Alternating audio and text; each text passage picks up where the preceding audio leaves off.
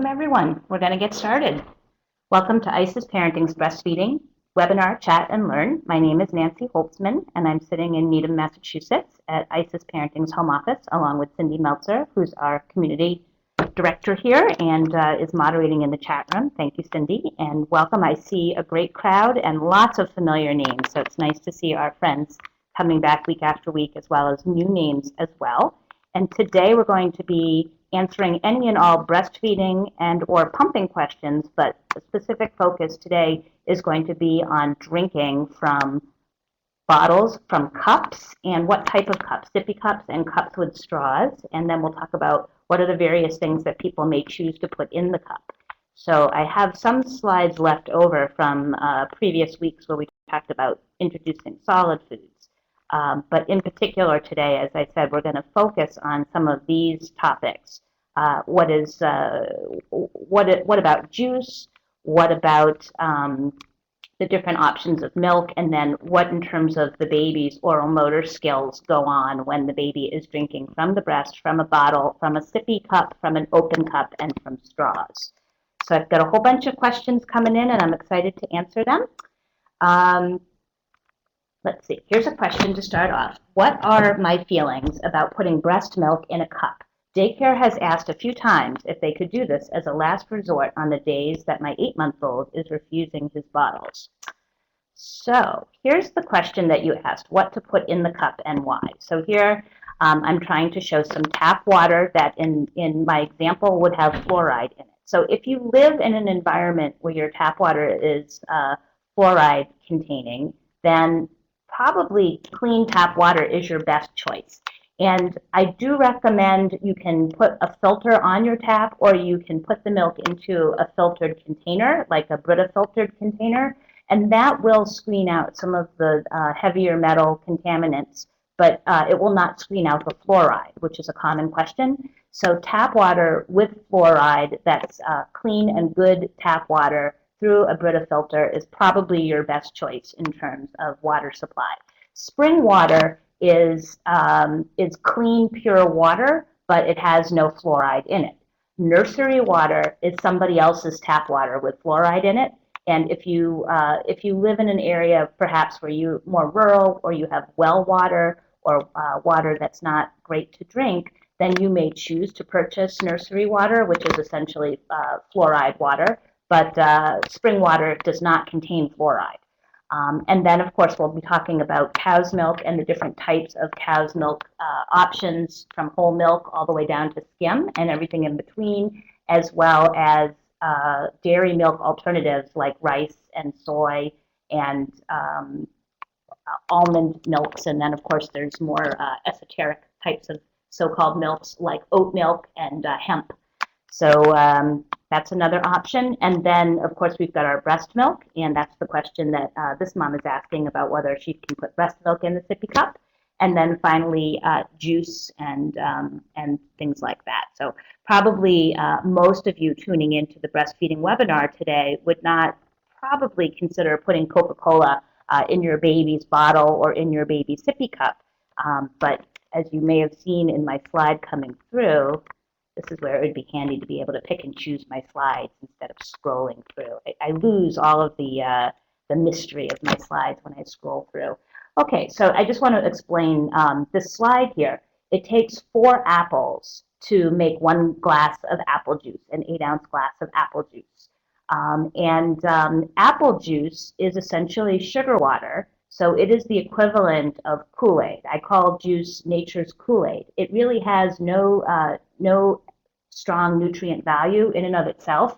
However, now lots of apple juices and orange juices are available, calcium fortified, which is a benefit, because plain apple juice really is sugar water, just like Kool-Aid. Now, Kool-Aid probably has food colorings. I'm sure it has food colorings added, so it's not all natural. But whether you're talking about fructose, which is fruit sugar, or sucrose, which is your table sugar, and then, of course, everybody's heard of high fructose corn syrup, and we know that it's probably supposed to be very bad for us. Actually, that's true. And then, of course, what does the can of Coca-Cola have to do with it? Well, apple juice, orange juice, and Coca-Cola, ounce per ounce, have the same calories, very similar sugar content, And orange juice has a tiny leg up because it contains natural vitamin C.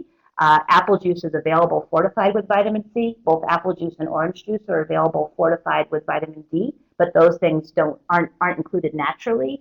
And these things are all about nutritionally equivalent. So one of the reasons why juice is not a really encouraged fluid is because it's very unlikely somebody is going to sit down and eat 4 apples, but it's very easy to sit down and drink the juice of 4 apples in one swig. Not a baby, but certainly an adult can do that. And you're getting the calories of all 4 apples, but you're not, and the sugar, but you're not getting any of the good stuff like the fiber and the fullness, because when you eat an apple, there's a lot of pulp and filler and roughage in there that makes you feel full. It's also very good for your digestive system because it adds bulk to your bowel movements. And the juice doesn't do that. The juice is just a concentrated sugar. So another benefit is that the skins contain trace minerals. But one of the reasons why I focus on this is because the juice box is really ubiquitous to toddlers in our environment, and everybody assumes that older babies and toddlers all the way up through school-age kids drink plenty of juice. And so we assume that it's actually a good and healthy thing for them. But I'd just like you to think a little bit about that it may be a natural sugar water, unlike Coca-Cola, which is perhaps not found in nature, but really nutrition, sugar, and calorie-wise, they are the same thing. So getting back to this question about do we put breast milk in the cup, I would say it really depends on how proficient your baby is with a cup, because I don't like to waste or worry about losing breast milk because it's so hard to come by. So if your baby is able and typically will sit and drink an ounce or 2 of liquid from a cup, then if they're willing to drink breast milk from a cup, by all means, you certainly can do that. But if they turn their cup upside down and shake it, and they throw it across the room, and they take a few gulps, and then they put it down, and so on, then it may not be any more of an efficient and effective way to get milk into the baby than the refusing of the bottle. Another way may be to use some of that milk and mix up a whole grain cereal like oatmeal if the baby likes that. You can add flavoring like pureed fruit or something to that. Also, you can begin to use other sources of dairy. So that gets me into the milk conversation, which I'm going to look for that slide and skip over to that, in terms of choosing a milk source. Here we go. Okay, so let's just talk a little bit about human milk, formula, cow's milk, and then these sort of alternatives to cow's milk. And as you see, I wrote on the top, cow's milk and other milks in quotation marks, because what we call milk, we call them milk because theoretically they're white and liquid, and we're using them as a replacement for milk, but really they're not milk at all, because milk is what mammals produce, and none of these milk alternatives are mammal-based. They're all, most of them are plant-based. And so, for example, soy milk is better called soybean juice, but we don't really call it that. Things like the almond milk is really ground up almonds soaked in water and then strained, and that's what almond milk is. Now, human milk or breast milk is about 100% of what the baby needs in terms of their ounce per ounce, the right ratio of fats and cholesterol and proteins and vitamins and minerals. And formula is modeled after breast milk, so they try to make the formula as close to breast milk as they can. And each time we start finding things in breast milk that's interesting, they figure out how they can manufacture that similar substance and put it in the formula. One interesting thing that happened about 15 years ago is that in the old days, maybe 15 to 25 years ago, breastfed babies had the characteristic breast milk poop that many of you are familiar with, and formula-fed babies had brown turds, poops, solid formed poops like soft meatballs. And they decided that they wanted the formula-fed babies' poop to be more like breast milk-fed babies' poop. And so they started to put softeners and oils into the formula simply to make the poop softer, runnier, and more of a similar consistency. So it's just kind of interesting that it's really kind of a racing game. So, okay, about 10 years ago, we discovered information about the LC PUFAs, long chain polyunsaturated fatty acids, which you may know as DHA and ARA, these wonderful components of breast milk that help the brain and the eyes grow. And Cindy in the chat room will tell us where in the formula world we get those things from, because she knows I love to talk about this, and I'm just going to let her have the chance because she knows after listening to me go on for so long. So we've discovered the DHA and the ARA in breast milk and about the wonderful things that it does for the baby's neurologic system. And then Cindy's going to share with you, yes, you have to. Cindy will share with you where in nature or in the laboratory we create DHA and ARA replicas and put them into formula. So we hope that it does something similar in the formula for the babies that are receiving that, so that they can get some of the benefits that are naturally found in breast milk. So I guess what I'd like to say is that cow's milk is a very different type of milk than human's milk. And in some ways, it's not an extremely appropriate type of milk for little human people, but it certainly is quite easy to obtain and in large volumes because, of course, the closest animal in terms of species and in terms of species-specific milk would be the chimpanzee and the great apes, and it would be really, really hard to get chimpanzee and great ape milk in such quantities that we could drink it and feed it to our children. That would be tricky and challenging. And the apes probably wouldn't like it too much. I think that cows are not quite as smart, and cows also have the benefit of being able to produce gallons and gallons of milk on a daily basis. So they're certainly more profitable.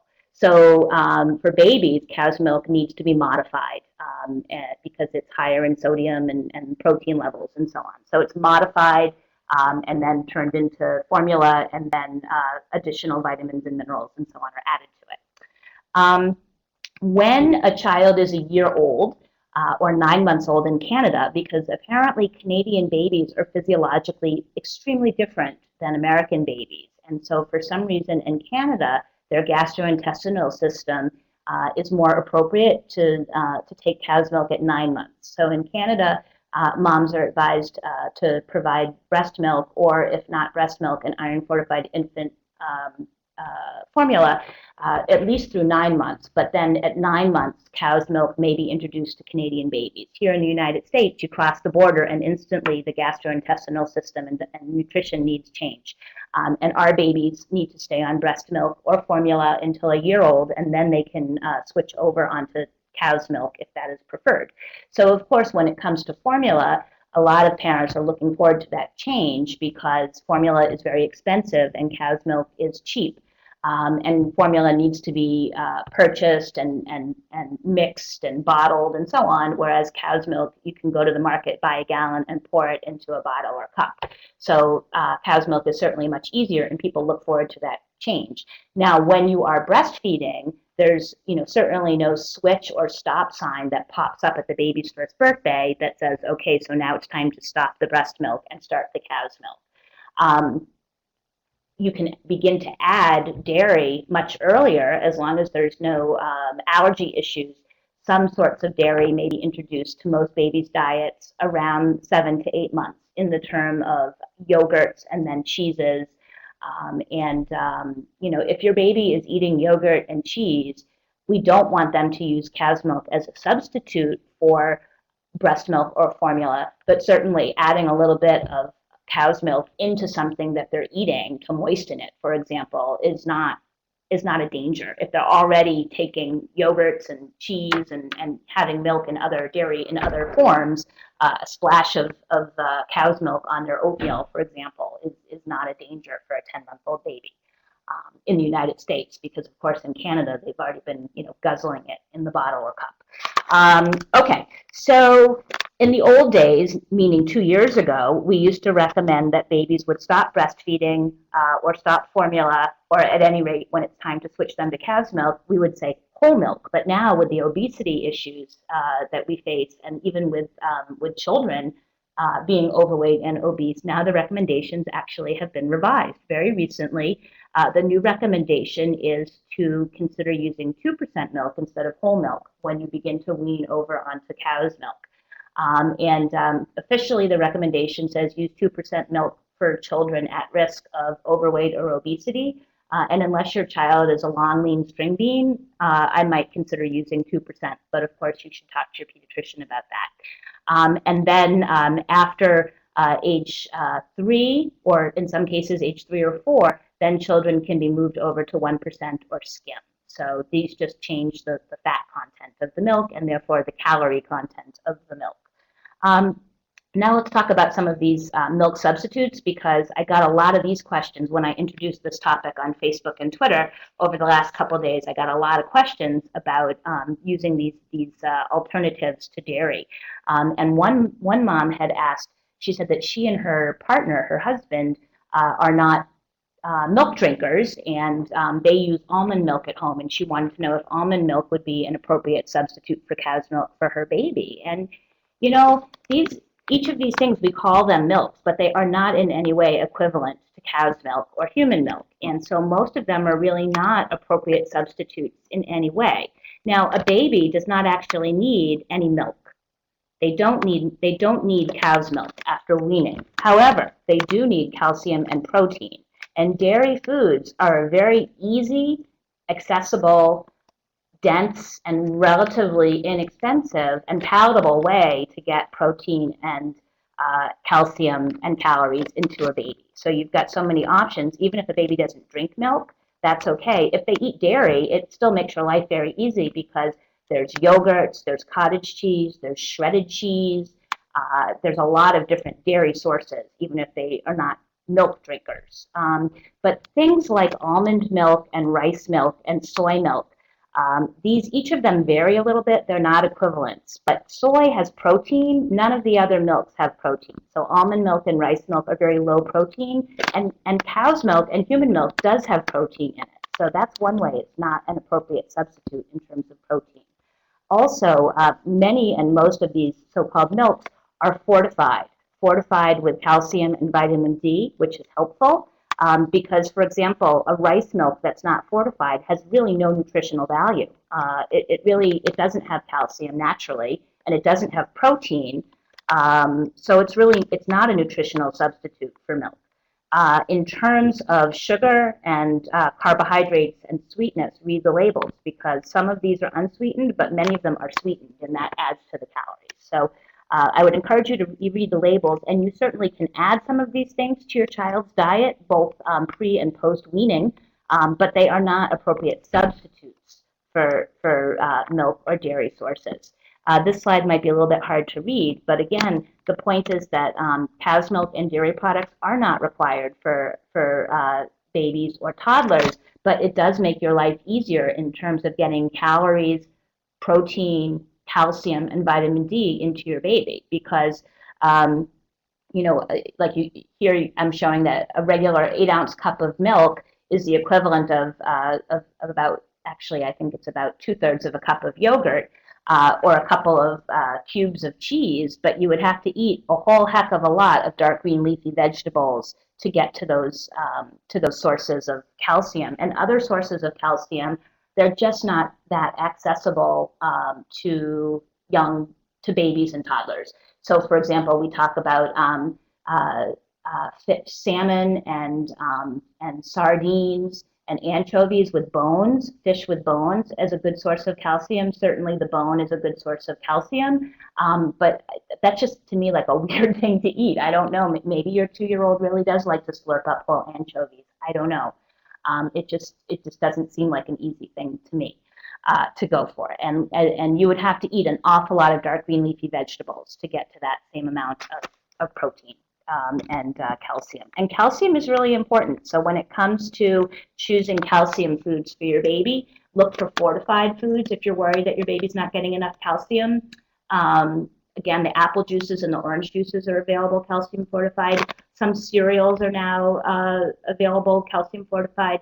But look at other sources of dairy unless there's a dairy intolerance or a reason why you're avoiding dairy, because whole milk or low-fat yogurts without Sweeteners in them are a good choice. You can sweeten it yourself if you'd like to with some fruit. But if you look at the traditional sweetened yogurts, they do have a lot of sugar in them. Okay, let me take some more questions so I don't go off on my own tangent. Here's a question about my 6-month-old son breastfeeds and drinks pumped milk from a bottle. At what point should we switch from a slow flow nipple to a medium or fast flow, if ever? Should we continue to use a slow flow nipple as long as I breastfeed? The answer to that is yes. I would stick to a slow flow nipple as long as you can get away with it, because slow is better to preserve the breastfeeding. Breastfeeding is a very different experience than bottle feeding, no matter what the bottle marketer may say in terms of trying to create a breastfeeding-like experience for the baby. You can see that this is a very tactile relationship experience for the baby, and a latex or silicone nipple in the baby's mouth is not quite the same thing. However, as you do know, when the baby comes to the breast, they have to suckle, suckle, suckle, suckle, stimulate the milk to let down. They have to wait.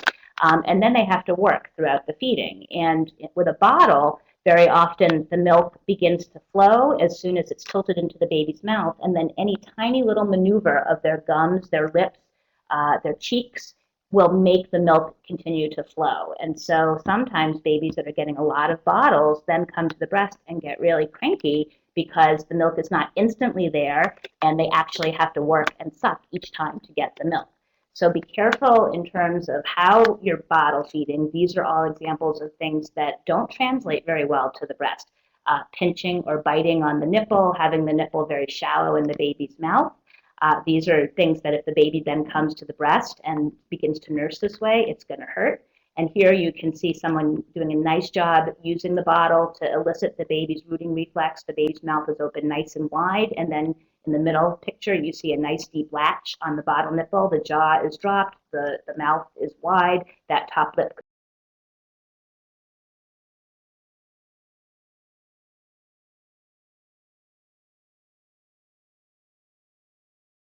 horizontal and not vertical to the baby. The baby can turn his face away a little bit, take a breather, and the milk is going to flow a little slower with the bottle in that position. Also, the Calma at the bottom, that's the newer breast milk feeding device that Medela has right here, and that one is designed only to release milk when the baby actively sucks. So just by moving their gum or their lip or their tongue or their cheeks, they're not going to get milk. They actually have to apply a sucking motion just like on the breast in order to get the milk. So that's also a very nice choice for young babies who are beginning to transition and go between the breast and the bottle. In terms of your question about the flow rate, slower is better. And so it really should take a good 15 to 30 minutes to do a full bottle feeding. And the only reason I would switch to a faster flow nipple is if either the baby or the caregiver is getting very impatient. Aside from that, just because your baby is 6 months old doesn't mean you need to stop using the 0 to 3 month nipples. If the baby is taking 15 to 30 minutes to do a bottle feeding, then you're on target. That was an easy question. Okay, here's a question that I'm a little perplexed with. This mom says, our doctor does not want us to use a straw cup. Why is this with our 11-month-old? Why is this? Our little one refuses sippy cups, and we're trying to move away from the bottle. I have no idea. I would love to find out what your doctor's rationale is, because let me see if I have more straw information here. I can't remember what slides I made now. It's all a blur. Straw, I spent a lot of time talking with people about this morning, that actually the sippy cup can be a good transition from the breast or from the bottle to drinking from a cup. But a sippy cup, think of a sippy cup as sort of a short-term option. It's also not a required option. You can go directly from breast or from bottle to an open cup and a straw cup. And it's actually not as hard as you might think to introduce a straw to a baby. Somewhere around 6 to 9 months, they can learn to drink from a straw. And the oral motor skills that are required to drink with a straw are actually much better than the skills needed to drink from a sippy cup. A sippy cup is a spout. It's really a modified bottle nipple. I mean, take a look at these spouts and think about a bottle nipple. They're not that different. What's different is it's usually a little bit more squashed and rather than cylindrical. and it's typically attached to a cup and not a bottle. Although some systems you can take the bottle nipple off and put a spouted nipple on instead.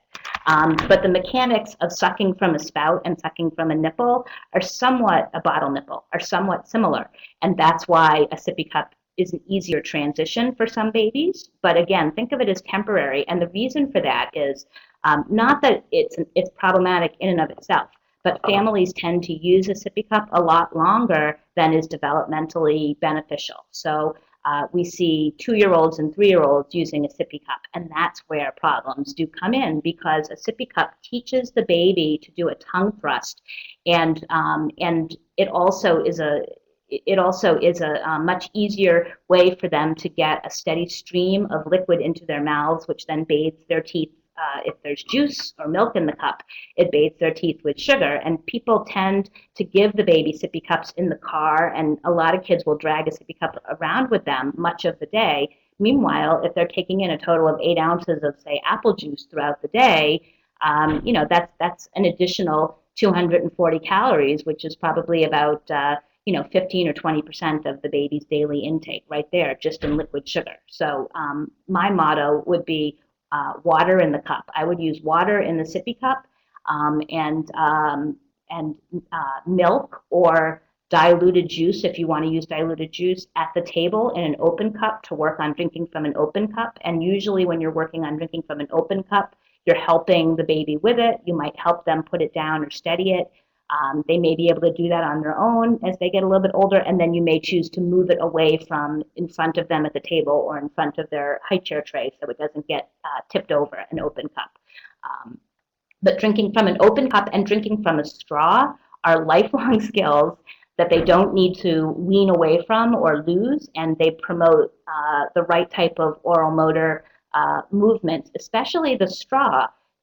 The pursing of the lips and the good lip closure and the grooving that they need to create with their tongue, and the way they take the liquid into their mouth and swallow it down is much more developmentally appropriate for an older baby or toddler than sucking from a sippy cup. Now, how do you introduce a straw to a baby? It's actually easier than you think. First of all, just take some regular straws and cut them in half. So you've got a straw that's probably 4 or 6 inches, and then put it in a little cup of water, and then put your finger over the top of it and take it out of the water. So now the straw has plenty of water in it, suck there by suction, and then offer your little bird the straw. And as your baby begins to suck tentatively at the straw, just release your finger slightly so they begin to drink the water from the straw. So step 1 is to use a shorter straw, fill it with water, and let your baby practice sucking the water out of the straw as you control the vacuum or release the suction.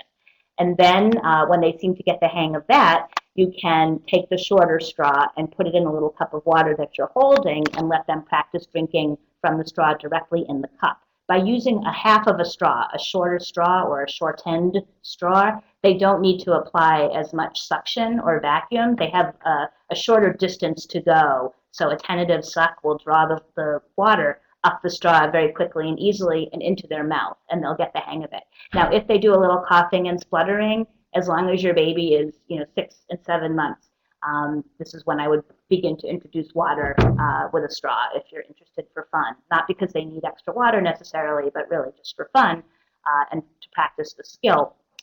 If they cough and sputter, as long as you want to make sure they're in an upright position, but they'll clear their airway. But they're going to get the hang of it pretty quickly, and a lot of 8 and 9-month-old babies can drink from the straw. Once they get the hang of that, you can try, you can just increase the height of the straw by 1 inch until finally you get to a real straw and see if they're doing fine with that. And then these are some of my favorite straw-style sippy cups. So we have all of these at ISIS. These take and toss with the straws. I just love these take and toss ones. So you see up at the top is one of my absolute favorite first cups for young babies. And we can play with these with babies as young as 5 months, 4.5 to 6 months old. They don't need water. And it's not dangerous to introduce a small amount of water for fun, but they certainly don't need it. But especially in the summer when it's hot out, it's kind of fun. They end up wearing quite a bit of the water.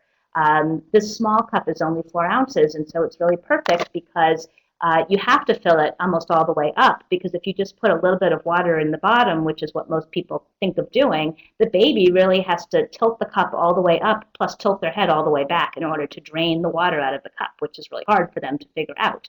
So you want to fill the cup almost all the way up to the top, so that as they bring the spout to the mouth, the water is at the spout where it needs to be, so that any tentative sucking motion gets a little bit of water and they catch on that way.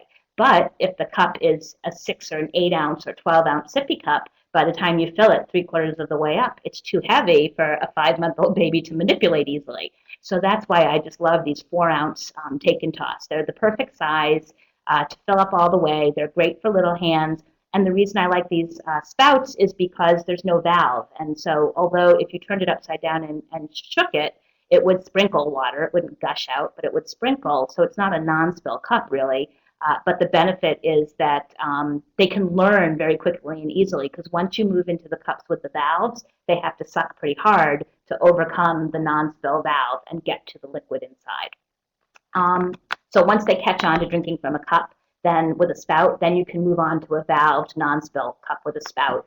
And once they catch on to that, or at the same time simultaneously, you can be introducing a straw as well. And again, I would just put water in these things, because Cindy and moms that have had more than one child or have older kids, I wonder, have you ever found a sippy cup that has apple juice, orange juice, or worse yet, milk that's rolled under the seat of the car or perhaps under your couch or sofa, and then found it a week or a month later? I mean, ew, it's just gross. And the worst way to find it is when your baby finds it first and pulls it out and starts drinking it. And so maybe a sippy cup with milk has rolled under the couch, and 2 weeks later, your baby is under the couch and finds it, and you walk into the room and they're sitting there drinking it. Lovely.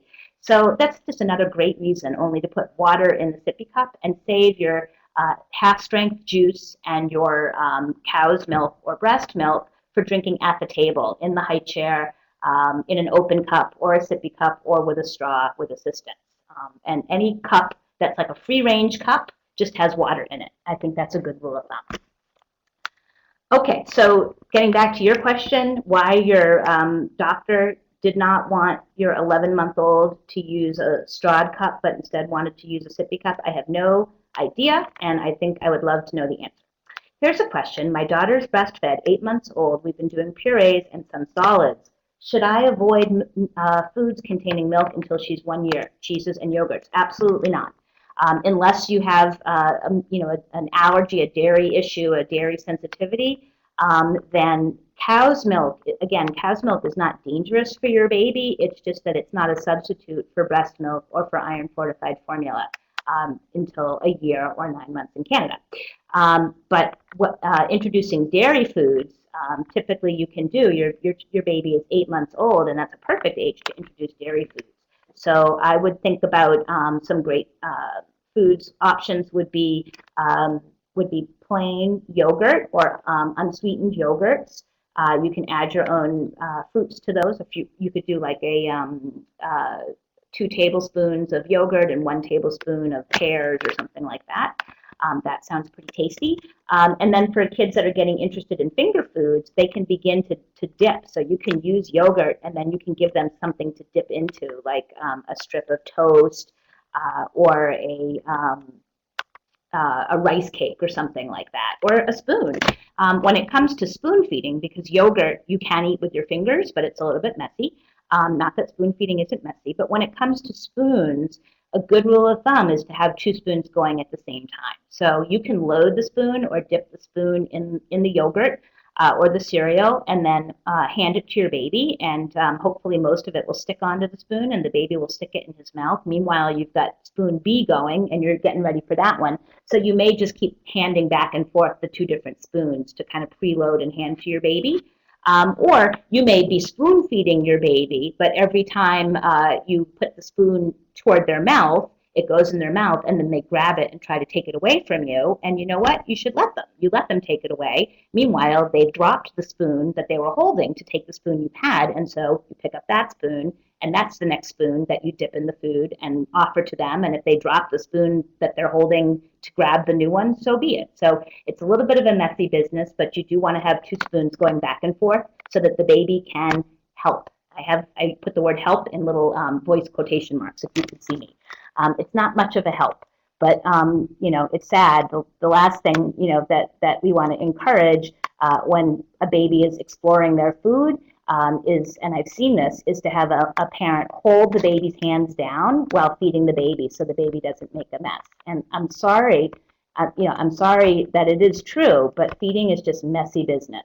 You can see in the picture, it's just pretty untidy. And in terms of offering foods to babies, there's a couple different ways that people may choose to do it.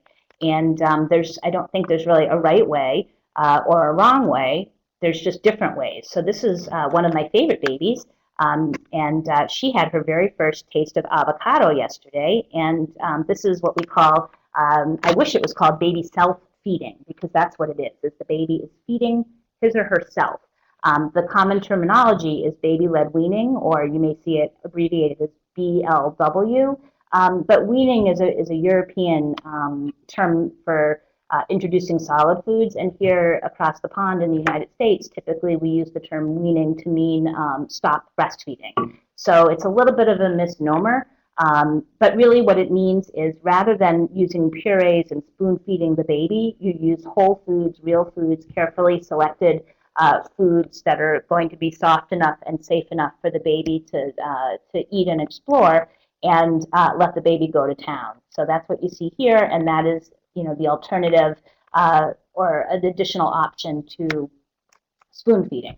Now, I got a lot of questions about what types of finger foods to introduce, and so I wanted to emphasize that when your baby is 9 to 12 months old, perhaps earlier, but around 9 to 12 months old, not only are they ready for foods with more texture, but they really also are starting to make chewing motions, and they're interested in feeding themselves, and they may protest or be much less interested in being spoon-fed pureed foods. So meanwhile, you can give them finger foods on their tray like you see here, and while they're busy exploring, playing, dropping, eating their finger foods, you also meanwhile can spoon in a few spoonfuls of what you want them to have as well.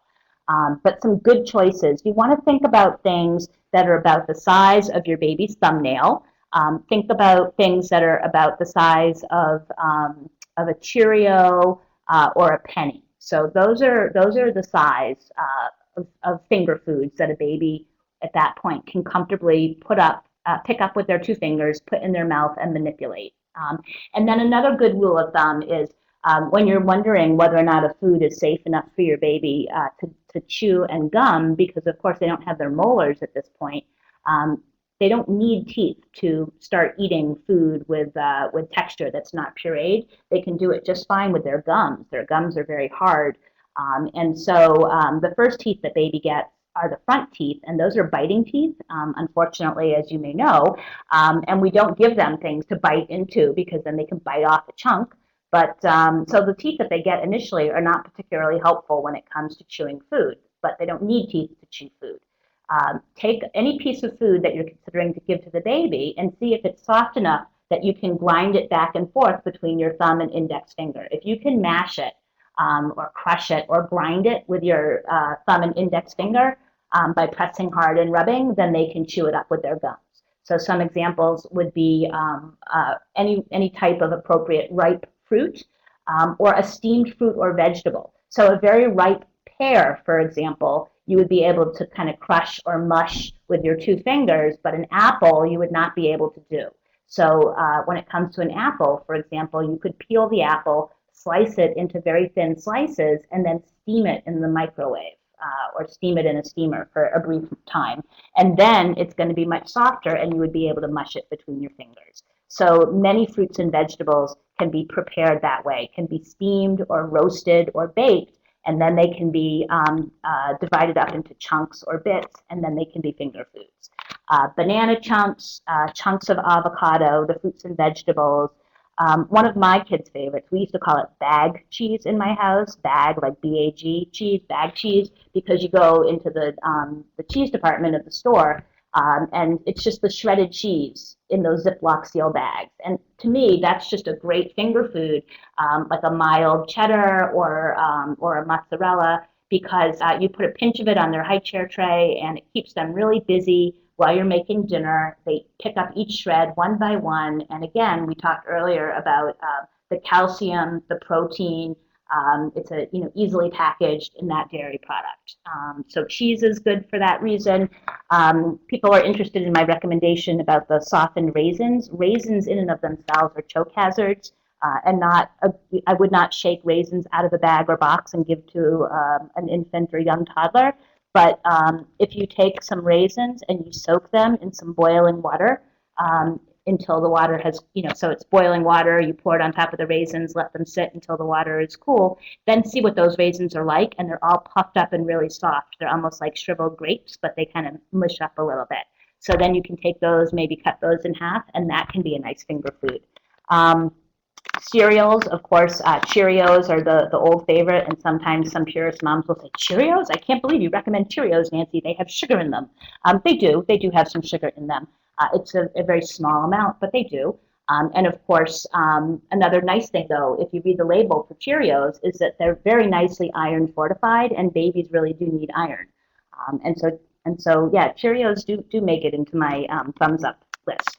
And then rice puffs are another one, like just puffed rice, not Rice Krispies, but just, like the Quaker puffed rice. Also, a whole rice cake or a crumpled up rice cake. And even though those may seem like they might be choke hazards, the nice thing about rice cakes and other types of foods to consider giving your baby is, does this food dissolve in water? So when a rice cake gets wet, it turns really, really mushy. When a tortilla chip gets wet, it does not turn mushy. So a tortilla chip, a corn chip, is a choke hazard. It makes babies cough, toddlers cough. It's really hard to grind down into mush. And when kids cough, they inhale it into their lungs. So a rice cake turns mushy when it's wet. And then cooked rice, brown rice, could be a finger food. Sushi rice, which is white rice and has a high glycemic index, but sushi rice is kind of nice because it's clumpy. And then if you haven't introduced wheat, then you may look at rice noodles. So pastas and noodles are a fun finger food for babies. And if you don't want to introduce wheat until your baby's a little bit older, then you can go with the rice noodles, the rice pasta.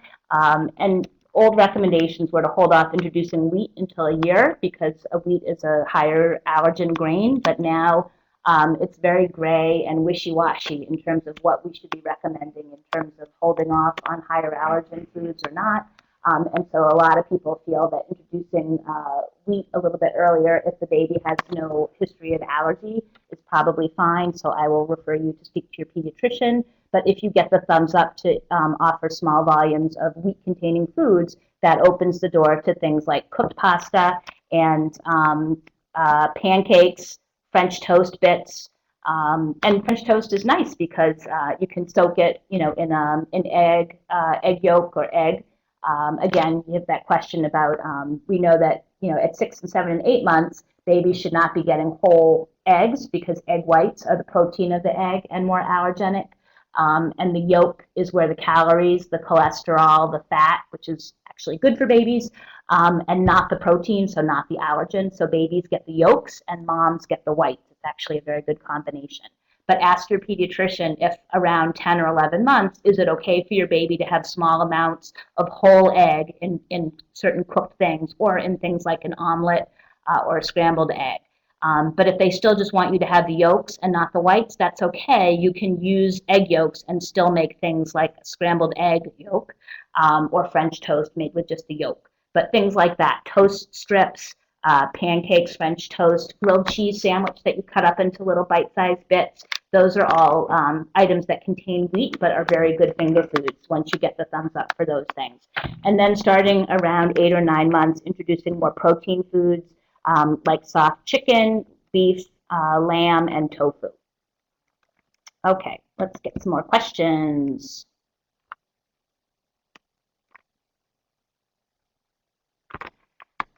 How much breast milk should a 5-month-old be taking daily per feeding? Is it cause for concern that in the last 2 days she's taken an extra 5 ounces each night after daycare? Okay, so I guess I would just, as often have more questions than I have information here in front of me. I like to use the point that it's sometimes, especially when you're breastfeeding, it's really hard to know exactly how much milk a baby is taking in, and that's both the stress and the beauty of it. The bottom line is if the baby is gaining, growing, seems relatively content, and is developing beautifully, then it really doesn't matter how much milk a baby is or isn't taking in, as long as they're healthy and growing. So my analogy is, do you know how many gallons of water you need to put in your bathtub in able to have a good bath? You don't know, and you don't need to know. If the water's deep enough and warm enough and you're comfortable, it's the right amount. So same thing, when a baby's coming to the breast, whether they nurse 6 times a day or 12 times a day, whether they take a large volume or a small volume, we don't really know, and it doesn't really matter. When you're pumping milk and putting it in bottles, all of a sudden now it matters because you're measuring it and you can see if one day is very different from another, and if you're expressing more or less, if the baby's taking more or less. And of course, it does make you wonder and worry. You know, gradually, this baby's 5 months old, so gradually, when babies are a little bit older and they start eating solid foods, some babies are extremely interested and delighted to begin to eat food, and they start eating more and more food. So they may more quickly be able to get 25 and then 30 and then 40 and then 50% of their daily calories and nutrition from solid food sometime around 9 months or 10 months old, whereas other babies may still just be sampling a spoonful here, a bite there, and still getting 80% of their calories and nutrition from breast milk or from formula in a bottle. And again, as long as the baby is content, is growing and gaining and doing well, those are just individual variations. So, could be a lot of different things going on. Could be the baby was extra fussy, is fighting a virus. Maybe she ate less at daycare because she was distracted. Maybe she ate plenty at daycare and then ate additional milk at home because she's getting ready to sleep a little bit longer at night. It's really hard to know. But again, I would just focus on does she seem content? Is she meeting her milestones and so on. Let's see. My baby will be 1 year old in 6 weeks. Do I start introducing cow's milk slowly thereafter? Side note, I was allergic to cow's milk protein as a child, so don't drink much milk myself. Okay. Yes, that will be discussed at your pediatrician's visit. Now, if you're breastfeeding or breast milk feeding, in addition, then depending on if your baby is getting, I would say, 4 or 5 breastfeedings or breast milk bottle feedings in a 24-hour period, they don't have a huge need or really any need for additional milk. If you're using dairy sources in their diet, like we were talking about before, you don't necessarily need to add milk to their diet if they're eating yogurts and cheeses and a variety of fruits and vegetables and grains and proteins. Then nutritionally, they're getting everything they need. So remember that milk itself is not a requirement. Protein, calories, fat, calcium, those are the requirements. And milk and dairy foods are just a very easy package way to obtain those nutrients for a baby. But they are not essential or required. But yes, typically at a year old, at least in the United States, if the baby is getting bottles of formula or bottles of breast milk, that's up to you if you want to begin to transition away from some of your pumping and slowly introduce cow's milk in the cup to slowly take the place of some of the breast milk in the cup. But I would suggest that if you do want to, if your plan is to continue breastfeeding, then be careful about cutting out too much pumping, because if you're away from your baby during the day at work, you'll need to do a little bit of pumping perhaps to keep your supply up so that you can continue to breastfeed in the morning, in the evening, and on weekends. Okay, here's a question. Is yogurt different than milk? Our PD said our 7-month-old can have yogurt, but it sounds like cow's milk shouldn't be introduced until later. Okay, so yogurt is different in that it's the way yogurt is produced. It's cultured, and that helps it be, I don't want to say partially digested, but yogurt itself is a little bit easier to digest than cow's milk. The key message here, though, is that cow's milk is not a replacement for breast milk or formula until over a year, that they really need the nutrients and all of the good stuff in the breast milk, and if they're not getting breast milk, then that is replaced with formula, but cow's milk is not a substitute for either one of those things until a child is older. But they may have dairy foods as long as there's no other risk factors. Yogurt is usually the first one we introduce because it's easier to digest and it's got that nice texture to it. But if a baby easily tolerates yogurts and cheeses, if they had an ounce of cow's milk at 10 months, it's, there's nothing tragic going on there. It's just that it's not a good equivalent to breast milk or to formula. Also, cow's milk is higher in protein and higher in sodium. That's where I said that of course, regular formula, not everybody knows this, but regular formula is made from cow's milk. That's what it is. It's powdered cow's milk that then has to be altered to make it more equivalent to breast milk. So it's not good for a baby's kidneys. If we had a newborn and we started feeding a newborn just regular cow's milk, it's extra work for a human baby's kidneys because cow's milk is designed for baby cows and human milk is designed for human babies. And the interesting thing about the difference with those two types of milk is that human milk is designed to grow brains really fast and bodies pretty slow. Okay, so the components in human milk and the fat in human milk and the stuff that grows the brain and the neurologic development in humans, our milk is designed to grow the brain very quickly and the body relatively slowly. Cow's milk is designed to grow big, bulky baby cows that have teeny weeny little brains. Okay? Cow's milk grows big, bulky bodies and little brains. So that's why we can't just feed cow's milk to little babies. We have to denature it and change it to make it more like human milk. So when you look at a baby human and you look at a baby cow, their bodies are very different in proportion and their brains are extremely different in proportion. I think many of you know this, but at the time of birth, your baby's brain is a third of the weight of their whole body, and your baby's brain is going to triple in size during the first year. Okay? Look at a cow and look at the size of their head in proportion to their huge, bulky body. And I'm a city girl. I've not spent time around cows, but from what I've heard, they're not that brilliant. And so their brains they're not really designed for huge amounts of problem solving and thinking skills. And so how we feed their brains and body is different than how we feed human brains and body. Okay, I'm gonna just talk to the slide briefly, answer one more question, and then I think we'll wrap up. This is just a slide I put together, not a criticism. Like what I just call it like weird ways to eat. These are just weird ways to eat. I think so. And I think, a lot of other developmental specialists, feeding specialists, speech and language pathologists, and so on think so. Now, I do actually see redeeming quality in both of these items. And I'll tell you what those qualities may be.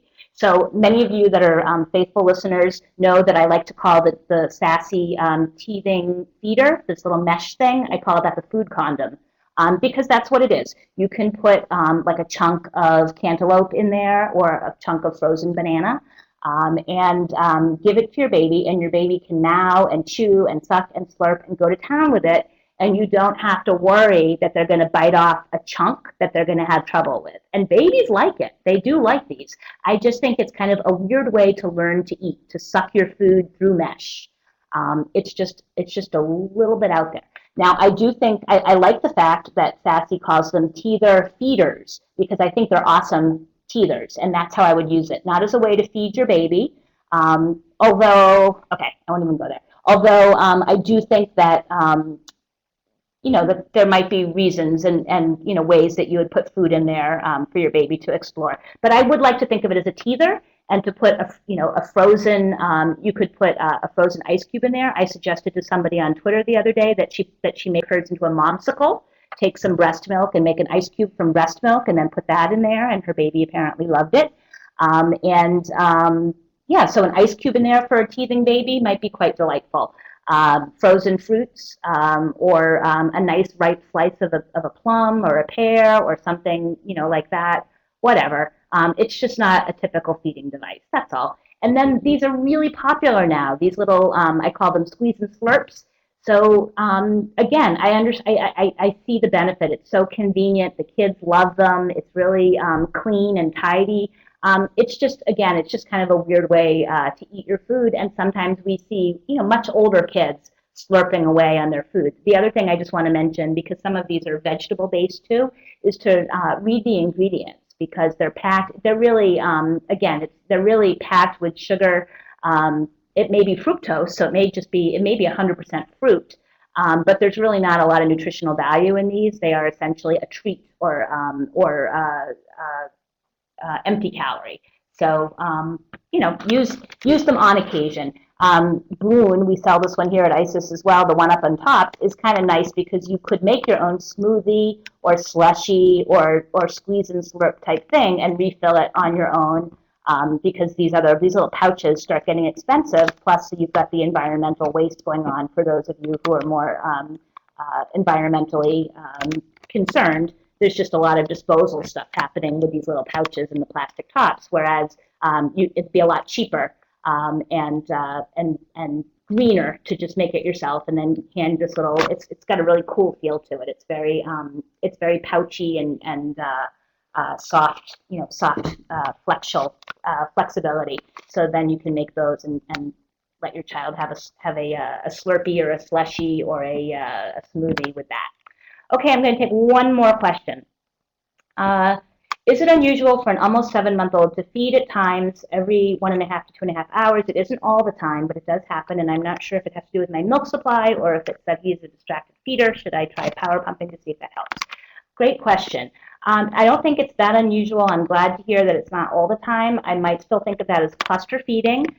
It may happen once or twice a day, perhaps. He may do it to boost your milk production, or because each time he comes back to the breast, he's getting higher and higher fat milk. And also, my question to you would be, is he starting to sleep longer at night? Because, of course, a newborn often eats every 1.5 to 2.5 hours, pretty much around the clock, 2 o'clock in the morning, 2 o'clock in the afternoon, no difference there. But as your baby gets older, let's hope that he's starting to cluster his feeding, so he's eating a lot more between 7 a.m. and 9 p.m. or midnight, and eating much less frequently over at night. So if you're removing 30% of the opportunity for a baby to feed, so if between midnight and 8 a.m., for example, the baby isn't eating at all, as an example, that's that's a third of the day. So they still have to take 24 hours worth of nutrition, but now they have to concentrate it into the other 16 hours of the day. So the feedings may be just as frequent. Usually babies are more efficient at that age. As babies get a little bit older, you may notice that your 5-month-old or your 8-month-old is still eating sometimes as frequently as they did earlier, but whereas it used to take 40 minutes to keep the baby awake and keep the baby latched on, and then you have to change their diaper in between, and then they cry or have a gas bubble, and then they have a blowout, and then you put them on the other side, and then the phone rings, and so on. So it can take 40 minutes to do a breastfeeding, if not longer. By the time your baby is 6 months old, sometimes babies are on and off in 10 minutes flat. So sometimes moms are just getting settled in, and the baby's done, and mom keeps putting the baby back on the breast, and the baby's getting more and more fussy because the baby's finished, and mom is still accustomed to these longer, drawn-out feedings that she thinks the baby doesn't want to eat and isn't eating enough, and the baby's like, Mom, I've already eaten, I'm done. And your baby and your body can fall into step that way, and some feedings may be awfully quick, and that does not necessarily mean the baby did not get a lot of milk. All right. It's 1 o'clock, so Cindy's pulling the plug on me. I could talk to you guys all day. Sometimes I'd love to, but you have to go back to your babies or go back to your work, and so do I. So thank you so much for tuning in today. In terms of, I'm going to continue this topic because I was going to talk about making baby food and other things that you could be feeding your baby, and we didn't. The conversation seemed to really be much more interested in these other topics. So next week I can talk, or the following week after that, talk about making baby food and steaming it and freezing it and so on. And then I did prepare a slide to show you what I wanted to talk about next week, which is less of interest perhaps to some of you with older babies, but I sincerely hope that you will come and share your support for some of the expecting moms or brand new moms who may be struggling, because I want to talk a little bit about what happens when breastfeeding doesn't get off to a good start in the birthing center, in the hospital, after discharge. Sometimes babies go home not nursing, and moms go home with a pump or a nipple shield, and are very, very discouraged and wondering if they're going to be able to breastfeed their baby as they had hoped and planned. And my answer is almost all the time, yes, yes.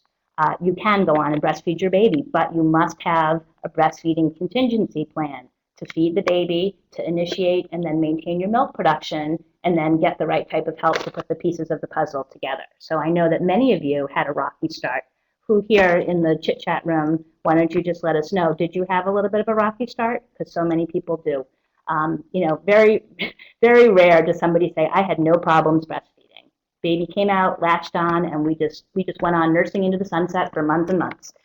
That's not often how it happens. There are many bumps in the road, but hopefully with good information and good support and encouragement, people can overcome those bumps and go on and breastfeed for as long as they and their baby want. So please add this to your calendar. Please help us by spreading the word. We really do want 30 to 50 people every week here in the chat room, and Cindy and I are you know, we're on the hook here. We have to, we have to show that this is a great and valid service. So please do spread the word on your message boards and your moms groups. All of these are recorded, so you can go back to the original site where you click through to join the chat today, and you'll see all the topics from the previous weeks. Last week we talked about poop talk, and we didn't show any pictures of poop. I was proud of that. And you can follow me on Twitter, and you can follow Cindy on Twitter at I see we don't have Cindy. Put your Twitter account, your handle, right there in the chit chat, would you? And IsisParenting. Cindy tweets for the IsisParenting handle as well as her own. There she is. Let's see. I have to answer. Oh, we have a VIP in the house. Everybody's a VIP. Let's see if I can find that question. Where is it? One quick question about apple peel. Hold on, hold on. So many questions, so